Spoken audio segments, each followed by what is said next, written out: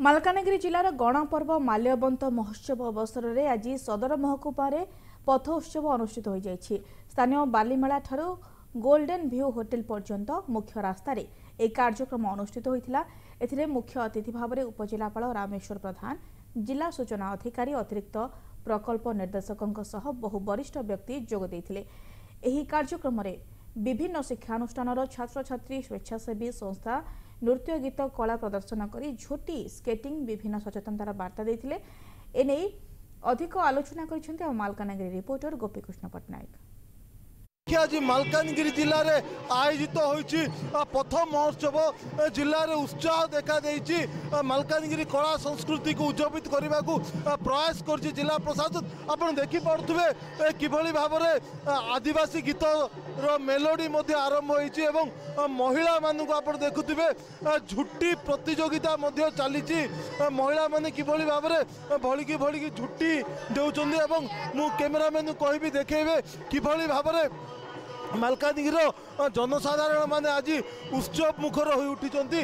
विभिन्न प्रकार झोटी माने देखुथिबे महिला मान द्वारा एवं किन्नर मान द्वारा अंका जाइए स्वतंत्र भाव में झुट्टी तैयारी होइछि। आपण देखि पारुथिबे एवं मो पछरे आपण देखि पारुथिबे पूरा जन समुद्र मालकानगिरी जिलार शह शह लोक आज आसी रही बर्तमान उत्सव में सामिल होती। छोट छोट स्कूल पिला सामिल होती। स्वतंत्र कार्यक्रम माने महिला माने स्वतंत्र कार्यक्रम कर देखी पार्थे स्कूल छोट छोट कुनी पिला गुड़िक केते सुंदर भाव में झोटी आंकी आदिवासी गीत एवं संस्कृति कला चली।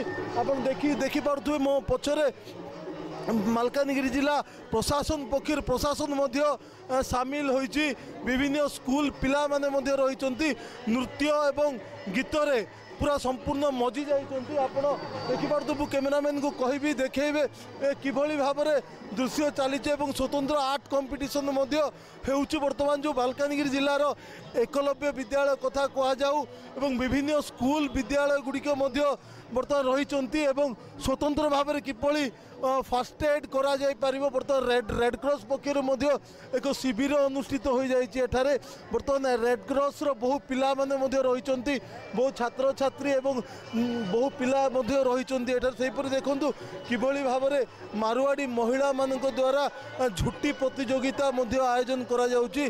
जिलार आदिवासी महिला एवं कला संस्कृति को उज्जीवित करने जिला प्रशासन पक्षर जो प्रयास चलती आप देखिपारे किभली भाव में नाच रही स्वतंत्र स्टेज करा जाइछि।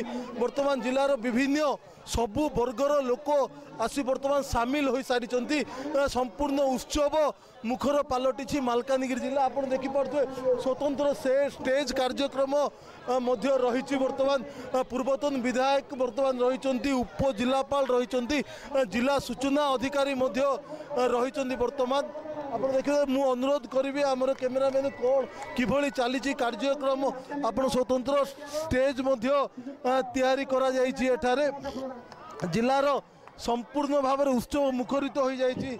जिला तबे आसंतु पचारि बुझिबा कौन रही आम सहित अच्छा जिलार बहुत वरिष्ठ अधिकारी माने रही। रंजन स्वाई रही।